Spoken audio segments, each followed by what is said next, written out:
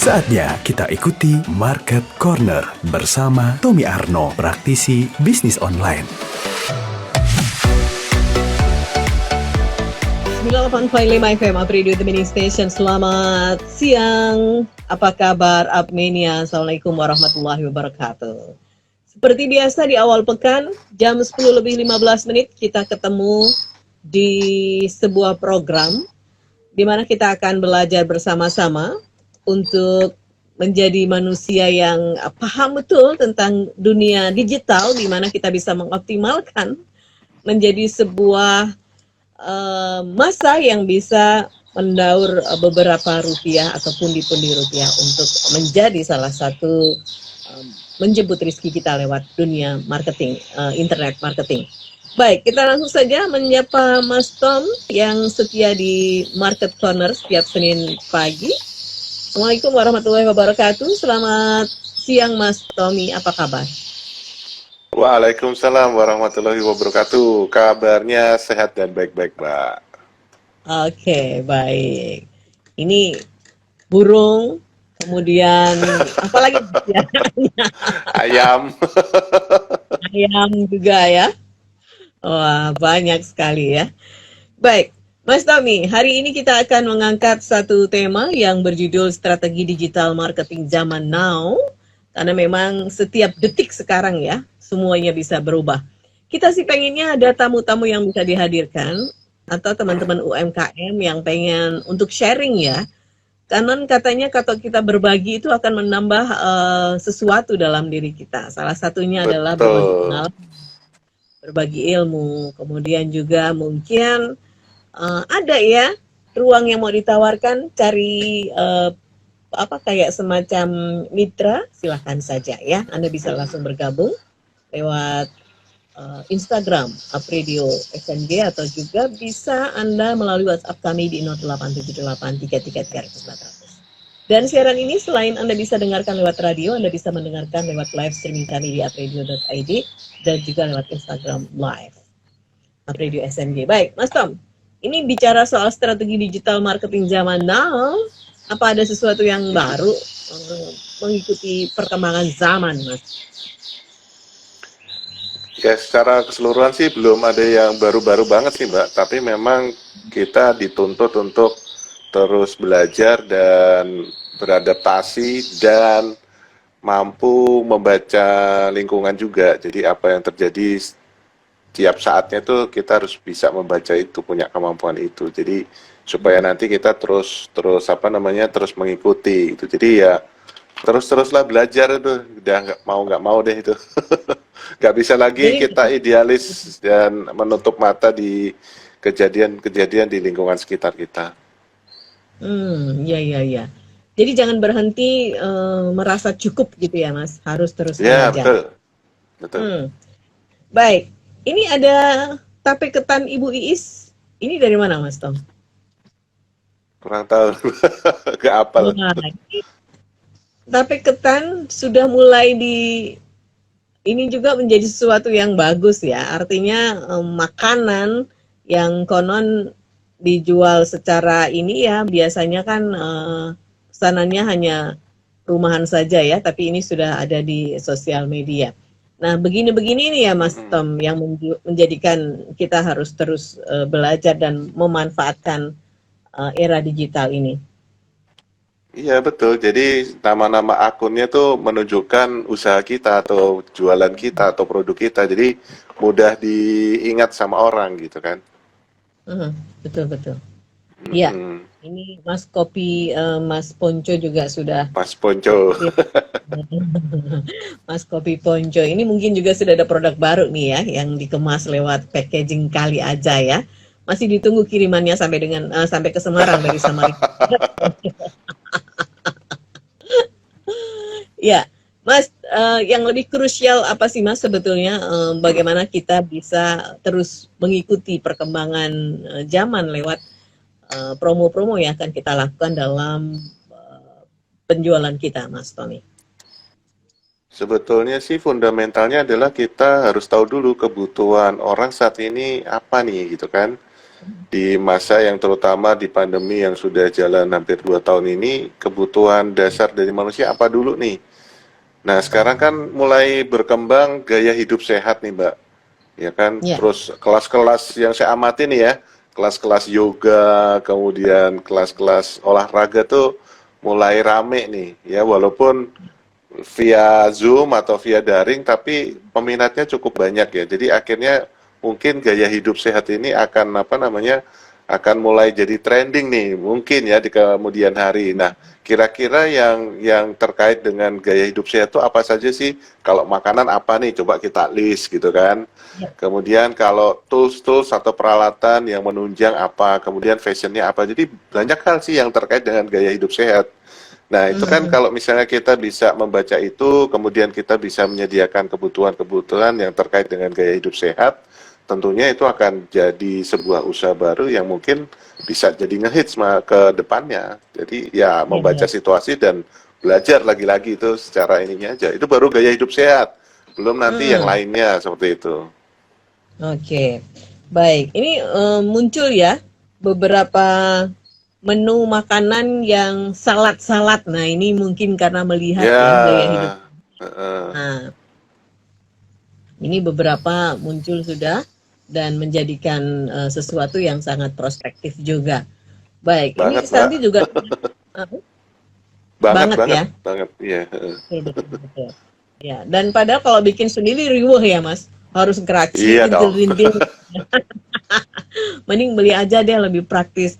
Saya pernah hitung-hitungan ya, karena saya beli itu satu cupnya kan 50.000. Jadi Mm, untuk berempat itu kan sudah 200.000.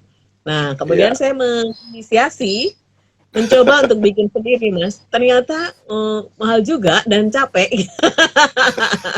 karena buah yang dipilih adalah buah-buah yang eh, lumayan lah ya kan, Iya, seperti betul. yang ada dijual itu. Nah, kita belinya perintil-perintil lebih mahal ternyata. Capek juga tangannya kan harus ngiris ya.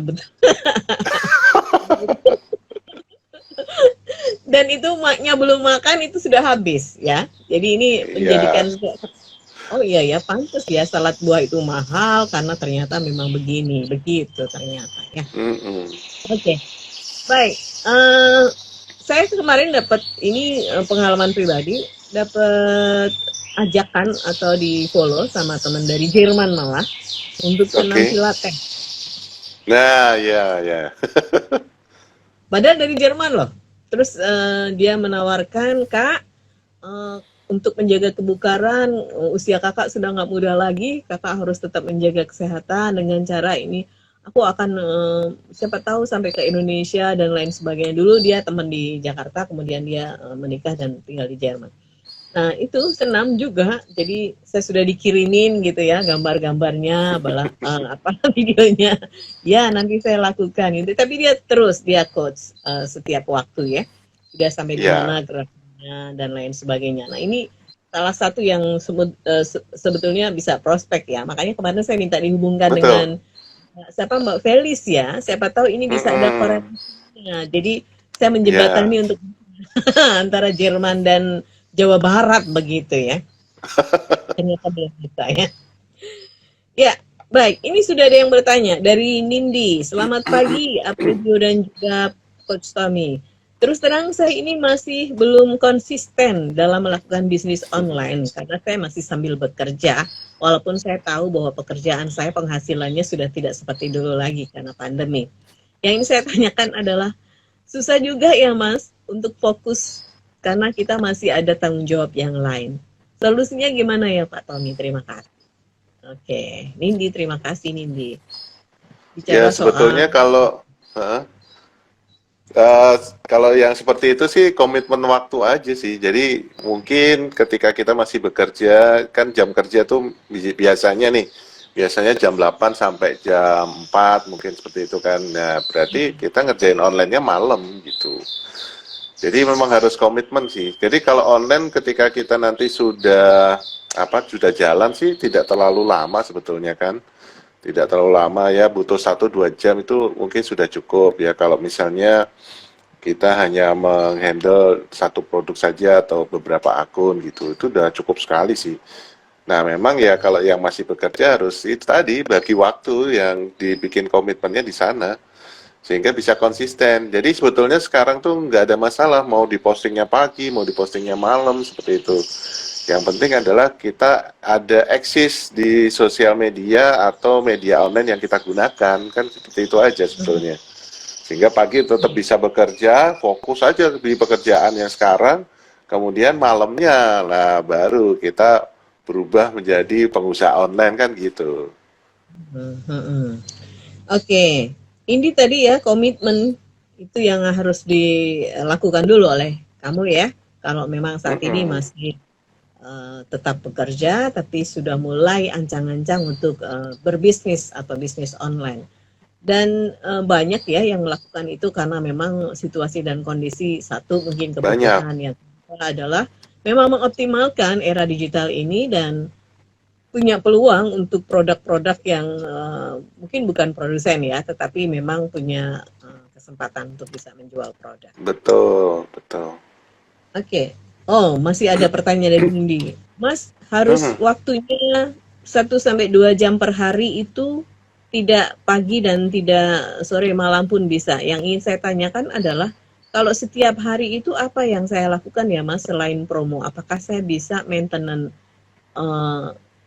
apa nih? Oh, maintenance Pelanggan. bukan Mas. Maintenance sosmed. Oh, sosmed, sosial media Oh saja iya. bercerita apa itu dan ini. Oh, gitu ya. Maksudnya setiap hari kalau memang harus muncul itu apa yang dimuat gitu. Ya, tentunya sesuatu yang produknya jelas, tapi produk jangan terlalu banyak ya. Jadi kita misalnya kayak kita jualan sepatu nih, ya jangan Ya. diupload sepatu terus gitu. Nah, kita bisa juga sesuatu yang terkait dengan sepatu. Nah, sepatu tuh butuh apa sih? Oh, butuh kaos kaki. Nah, kita kan juga bisa upload kaos kaki yang cocok untuk sepatu yang saya jual, misalnya kayak gitu. Kemudian saya jualan sepatu nih tipenya apa nih? Oh, saya jualan sepatu tipe basket untuk orang basket misalnya.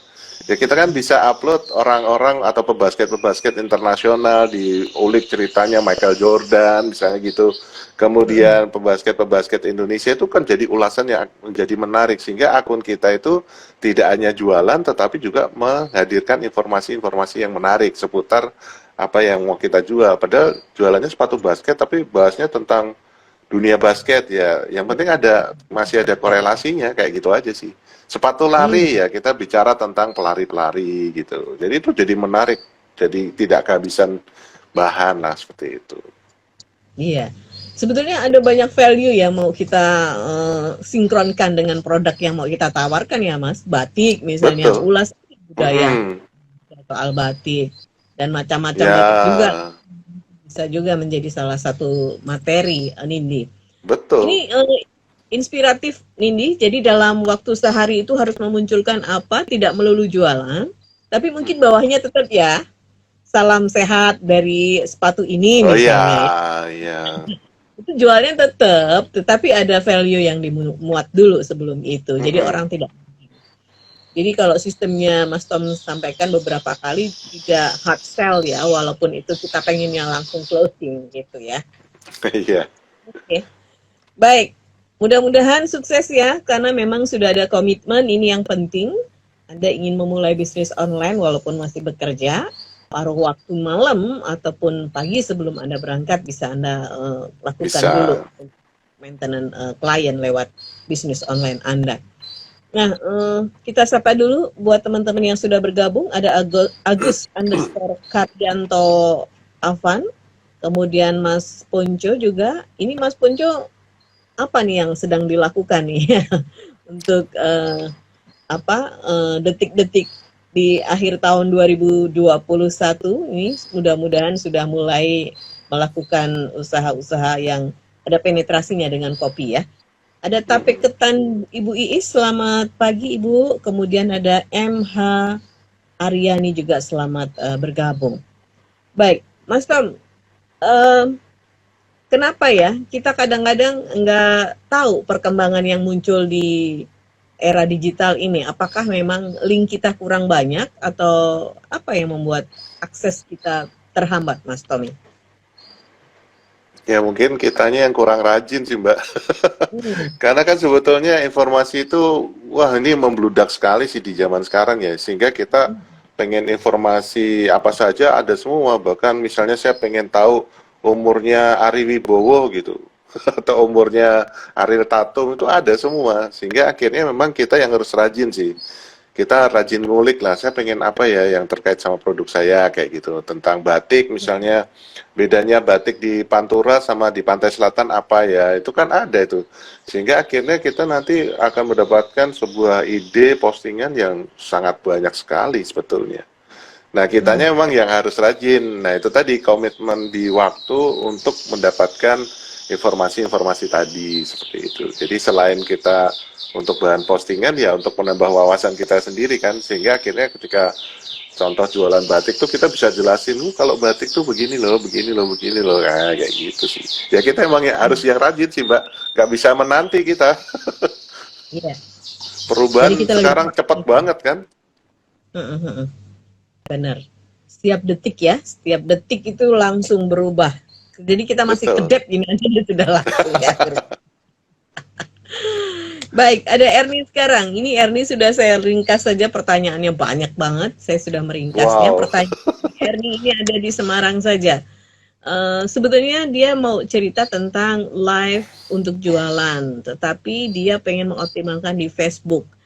Mas, ketika live di Facebook itu, saya kan ini hanya reseller saja, dan saya tidak punya produk yang harus saya munculkan.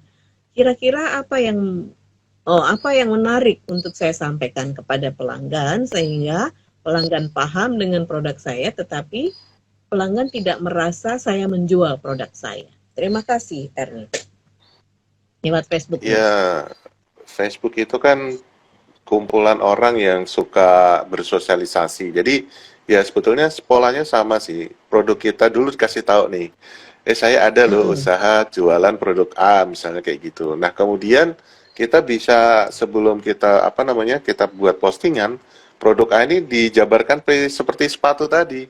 Korelasi sepatu ini kemana aja sih kayak gitu ya kan? Korelasinya batik tuh sama apa aja. Nah setelah itu baru poin-poin yang jadi turunannya itu kita buat jadi bahan postingan. Kemudian saya misalnya sedang semua kegiatan kita lah diupload aja ya. Tapi jangan lupa di postingan kita selalu ada tanda tangannya. Tanda tangannya adalah mungkin kita sudah punya nama toko online kita. Nah, kasih tanda tangannya, bisa kita cantumkan juga di dalam gambar ya kan sebagai watermark misalnya gitu. Jadi kita tetap upload gambar tapi ada watermarknya nama toko online kita sehingga orang akhirnya paham, oh ternyata si Tom itu jualan ini seperti itu. Nah, yang paling penting adalah itu tadi tuh misalnya saya jualan gamis nih, ya kan? Nah, asal mula gamis tuh bagaimana sih, itu kan akan menjadi sebuah cerita yang menarik, silahkan ditampilkan. Nah, kemudian ketika menampilkan banyak tulisan, secara santai aja kayak orang ngobrol sama temen gitu, jadi jangan pakai bahasa-bahasa baku yang terlalu standar, EYD gitu ya, itu akan akan tidak menarik gitu. Nah, jadi seperti itu aja, kita breakdown dulu aja, kira-kira yang terkait sama gamis itu apa aja sih? Oh, gamis itu nanti ada sama hijab, ada aksesoris hijabnya, kemudian mungkin mohon maaf, daleman dan seterusnya lah kayak gitu. Nah, itu jadi banyak banget kan, itu kita kasih turunan-turunannya dulu dicari. Nanti hijab tuh juga banyak lagi turunannya, iya kan? Bisa sampai ke tas wanita, bisa ke jam tangan wanita, sampai kayak gitu kan. Nah, itu banyak banget sebenarnya. Nah, itu jarang yang kita sadari, sehingga akhirnya kita cuman fokus produk gitu. Sehingga akhirnya ketika orang mampir di sosial media kita jadi, lah kok postingannya produk melulu gitu kan, nggak ada informasi yang menarik gitu. Nah, gitu aja. Kayak misal jual empek-empek gitu kan. Empek-empek itu kan terbuat dari ikan. Nah, kita bisa bahas ikannya nih. Ikan yang cocok buat empek-empek itu apa sih? Ikan tenggiri misalnya. Nah, kita bisa cerita ikan tenggiri itu adanya di lautan ini. Nah, itu jadi berkembang kan.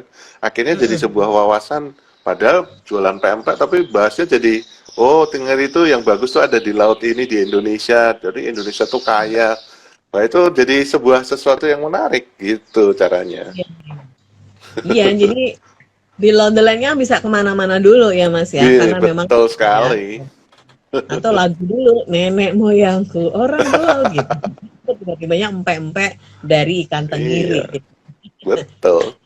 Oke, baik. Erni jadi reseller pun bisa melakukan live ya Mas ya, karena Bisa, bisa. dia merasa tidak ada produk yang dipajang gitu. Oke, baik. Terima kasih Erni, mudah-mudahan sudah cukup menjawab. Jadi tidak pun produk yang dipajang, ada gambar-gambar yang bisa dimunculkan. Dan tadi ya, Anda bisa melalui apa hal yang berkaitan dengan produk Anda untuk bisa menuju ke sana. Baik, dan kita menuju ke Dito yang ada di Batang. Selamat siang, Apredio. Selamat siang, Coach Tommy. Saya jual kopi. Oke. Mm-mm. Nah, sekarang memang kafe-kafe belum ramai seperti dulu. Walaupun saya di daerah, tidak begitu ada PPKM sih, tapi juga terkena dampak karena orang-orang sudah mulai paham bagaimana dia menjaga kondisi kesehatannya. Nah, untuk bisa mengalihkan dari yang di offline ke online, memang saya kemudian bekerja sama dengan ojol untuk bisa memasarkan. Dan saya juga Yes. melakukan pemangkasan karyawan untuk meminimalisir cost operasional. Nah, yang ingin saya tanyakan adalah kira-kira seperti apa yang harus saya lakukan untuk promo di sosial medianya ya, Coach? Terima kasih. Gitu, thank you. Nah, lagi-lagi kita itu kembali ke lagi sih. Ya, usaha kita ditampilkan dulu sih. Jadi kasih tahu orang-orang bahwa saya punya usaha kopi nih. Nah, kopi saya ABCDE nih kayak gitu. Nah, kenapa sih kok kamu tuh harus beli kopi saya? Nah, jelasin. Ya, karena kopi saya ABCDE gitu. Nah, kemudian ya sudah, habis itu kita cari varian nih. Kita bisa bicara tentang kopi. Jadi di Indonesia tuh ada beberapa macam kopi loh. Kopi A, kopi B, kopi C. Lagi-lagi kan kita bikin turunannya nih. Jadi bikinan turunan itu akan sangat membantu kita dalam bahan postingan ke depannya. Seperti itu. Nah, akhirnya nanti kita sendiri kadang-kadang suka kaget nih. Saya juga gitu, ternyata ada cerita di balik produk yang seperti ini gitu kan. Nah, itu nanti apa namanya menjadi sebuah tambahan wawasan para pemirsa. Nah, akhirnya orang ketika merasa bahwa sebuah akun ini bermanfaat tuh dia akan ngasih tahu, kamu ke akunnya ini tuh cerita tentang kopinya bagus dan seterusnya gitu. Akhirnya pengunjungnya banyak, followernya nambah dan ujung-ujungnya apa? Pembelian juga bertambah seperti itu. Jadi kita memang mulai sekarang coba deh bikin turunan-turunannya. Jadi kopi ini apa sih turunannya? Nah, kemudian kopi kan ada jenis-jenisnya, ada Torabika, Arabica dan sebagainya. Itu dijabarkan lagi tuh di Indonesia nih ada di mana aja gitu. Kemudian apa cerita tentang prosesnya dan seterusnya itu akan jadi sesuatu yang menarik sih. Jadi tidak semelulu kita apa namanya produk itu orang akan ya memang mungkin desainnya bagus gitu ya, tapi kan tetap aja produk gitu kan. Tapi kalau ada storytelling, cerita gitu kan. Asal muasal kopi di Indonesia kan dari zaman Belanda dulu kan. Sebenarnya kan Arabica dan sebagainya kan bibitnya dari Belanda kan kayak gitu. Karena mereka senang minum kopi. Nah, itu kan orang belum banyak yang tahu kayak gitu. Iya. Nah, ini kalau di Batang mungkin secara lingkup kan memang produk yang harus segera diminum memang sangat sempit ya Mas. Jadi dengan ojol itu untuk melayaninya nggak masalah ya. Oke, Bagus sih, udah mungkin bagus. sudah bagus ya karena tadi mensiasati yang offline ke online itu ada sesuatu yang dilakukan. Oke, pertanyaan Dito. Mas, kalau akhirnya saya menjual kopi bubuk gimana ya dari hasil racikan kami sendiri? Menurut Mas Tom gimana? Apakah ini terlalu melenceng atau tidak? Ya nggak melenceng juga sih karena di mana di Kudus nih ya, saya kan di Kudus ya. Di Kudus teman-teman juga jualan kopi bubuknya gitu. Jadi kafenya tetap jalan, restonya tetap jalan dan kopi bubuknya tetap jalan. Itu kan sama saja dengan gimana ya kalau saya mau nyeduh sendiri di rumah gitu. Mungkin saya lagi nggak sempat ke kafe nih. Tenang, sudah ada. Nah, kamu bisa nyeduh sendiri, tinggal siapin air panas, selesai kayak gitu. Apalagi kan racikan tentunya siap minum kan kayak gitu. Nggak ada masalah sih, nggak ada masalah, malah bagus banget. Artinya kan membantu orang gitu. Benar-benar. Dan itu menjadi salah satu solusi juga ya, Mas Tom ya. Produk yang ada di Iya, kita bisa dinikmatin oleh semua orang dengan cara tadi lebih hangat karena menyeduh sendiri ya. betul. Daripada Dan kopi bubuk juga akhirnya kan nasional jadinya, nggak cuma di resto kan, nggak di Batang aja. Bisa kirim-kirim ke seluruh Indonesia kan kalau kopi bubuk. ya, Gitu. itu menjadi salah satu solusi ya. Bagaimana produk Anda bisa dikenal secara nasional ya salah satunya adalah dalam kemasan yang bisa diseduh oleh masing-masing orang yang Mm-mm. menikmati. Oke, kemudian ini dari Intan. Selamat pagi, Apridio. Selamat pagi, Coach Tom. Saya Intan. Saya senang sekali kalau melihat beberapa teman-teman yang sukses di dunia internet marketing. Saya tidak tahu prosesnya sih, dan saya juga sering sekali belanja online. Saya pengen menuju ke sana, tetapi saya masih saya masih kerja di kantor, di mana saya Mm-mm. sangat sibuk di pekerjaan saya sehari-hari. Yang ini saya tanyakan adalah, ada nggak tips-tips untuk bisa move on menjadi pembisnis online dari pekerjaan yang sekarang saya jalanin? Bagi tips dong Mas. Oh, Intan. Mulai ya. Jangan main hati Ya, dong. On.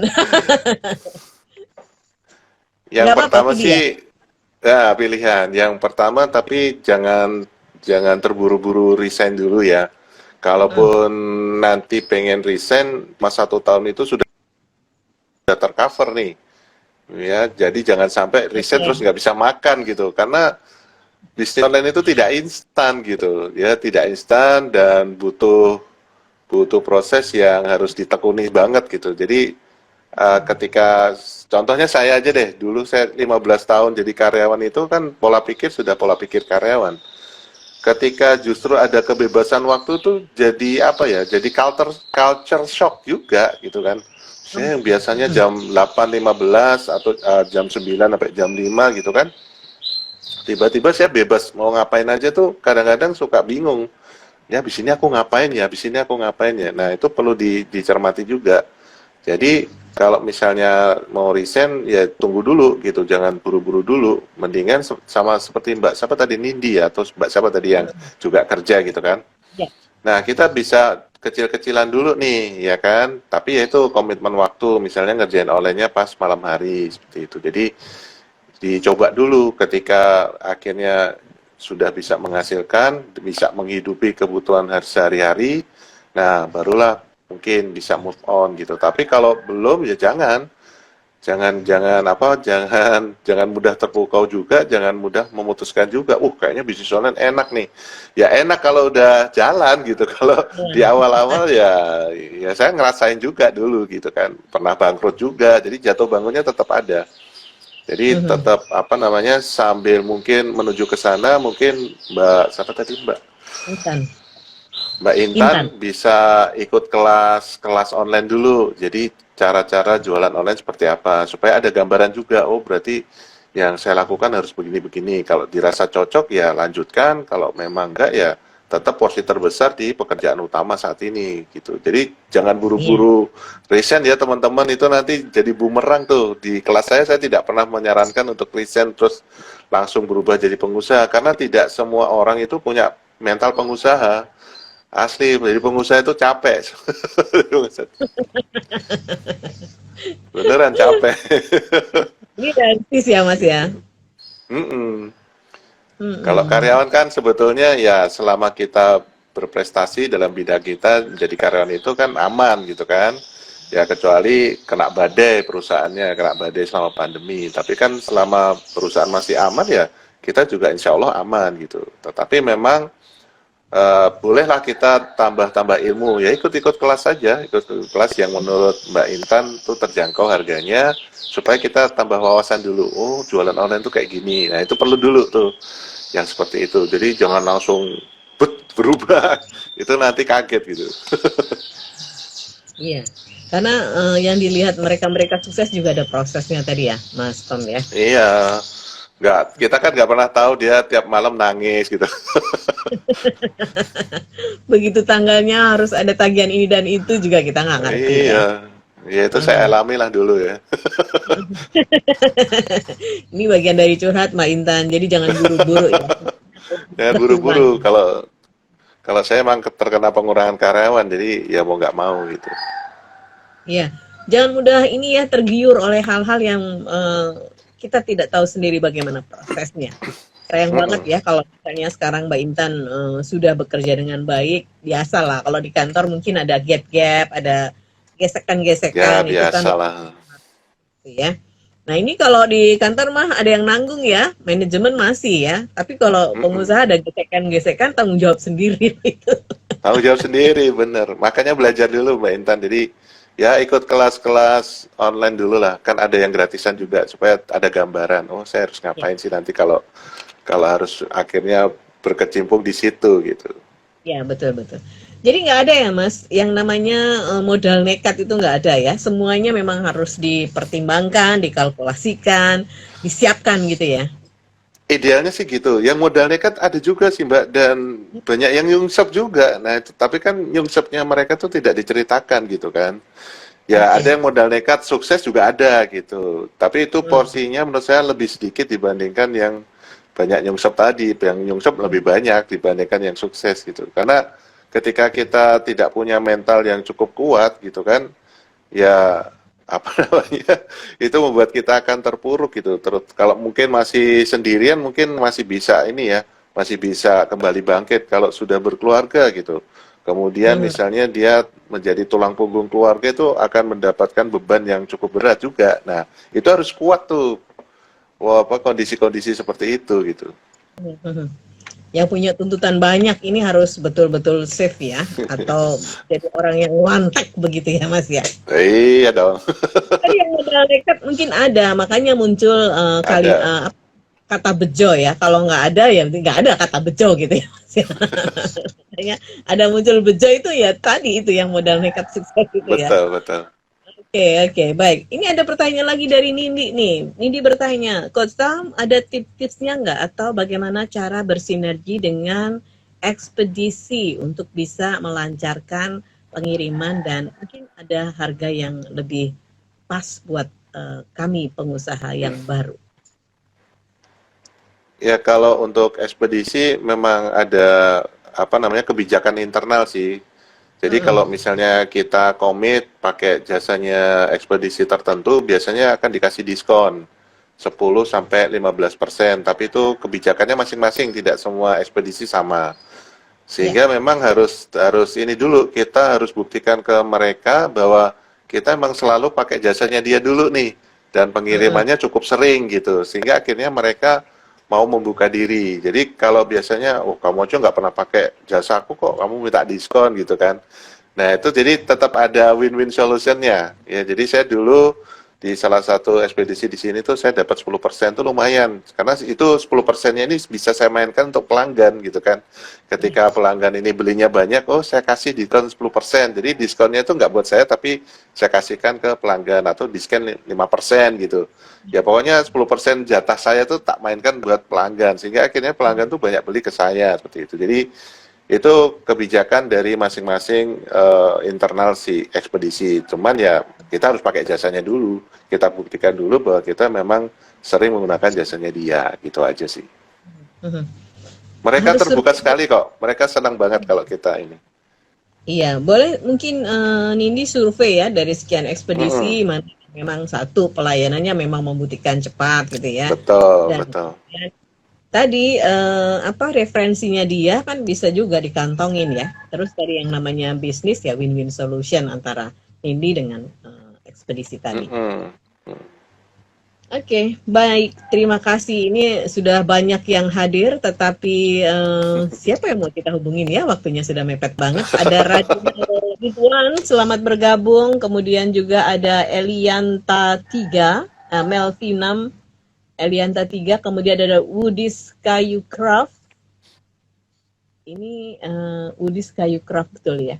Kemudian ada Sli Rice dan juga ada Eno_Sutarsi. And then juga ada Imsak dan Umi Neni Indriani. Selamat bergabung juga dan banyak nih ada Samir juga. Mas Tom, ini satu hal yang harus kita garis bawahi dalam perbincangan hari ini, dan ternyata juga banyak yang masuk lewat WhatsApp ya, masih berbicara tentang bagaimana konsistensi mengoptimalkan bisnis online. Nah, apa nih yang harus dilakukan? Mungkin dari conclusion dari percakapan kita tadi, strategi digital marketing zaman now. Silakan Mas Tom. Ya, tentunya kita harus tahu kebutuhan dulu sih, kebutuhan orang-orang itu apa. Nah, kemudian kita tinggal cari produknya, atau kalau misalnya kita bisa membuat, ya kita buat. Jadi kalau di online itu sebetulnya data-data untuk mendapatkan kebutuhan pasar terhadap produk itu gampang sekali.